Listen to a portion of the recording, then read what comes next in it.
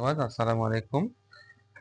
31তম ক্লাসে আবারও আপনাদেরকে শুভেচ্ছা এবং ভালোবাসা জানাই। আপনারা জানেন এর আগে আমি 30তম ক্লাস আপলোড দিয়েছিলাম। তো আজকে ক্লাস নম্বর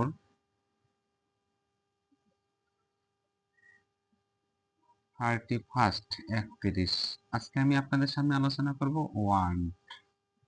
কোথায় আমরা ওয়ান্ট ব্যবহার করব? বাংলা বাক্যে দেখবেন সবসময়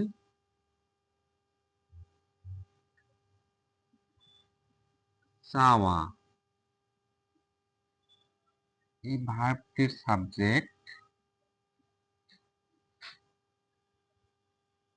অন্য সাবজেক্টের কাছে কিছু প্রত্যাশা বোঝাবে। তাহলে বুঝবো আমরা ওয়ান্টের ব্যবহার। তাহলে ইংরেজি করার জন্য প্রথমে আমরা সাবজেক্ট বসাবো, তারপরে বসাবো ওয়ান্ট, তারপর বসাবো অবজেক্ট, তারপরে টু প্লাস ভার। তাহলে আমাদের বাক্য গঠন হয়ে যাবে। যেমন আমি চাই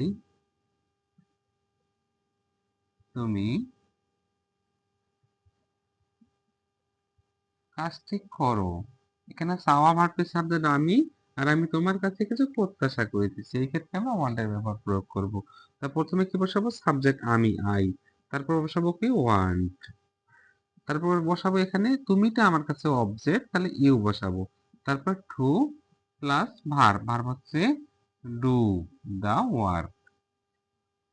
এরকম অসংখ্য সেন্টেন্স আপনারা তৈরি করতে পারবেন। তো এই হচ্ছে আমাদের ওয়ান্টের ব্যবহার। আমি আশা করবো আপনারা খুব ভালো করে বুঝে গেছেন। তবে আমার ইউটিউব চ্যানেলটি H8Q চ্যানেলটি অবশ্যই সাবস্ক্রাইব করবেন।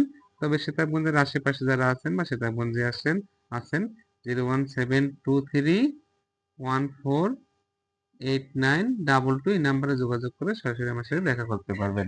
আসসালামু আলাইকুম।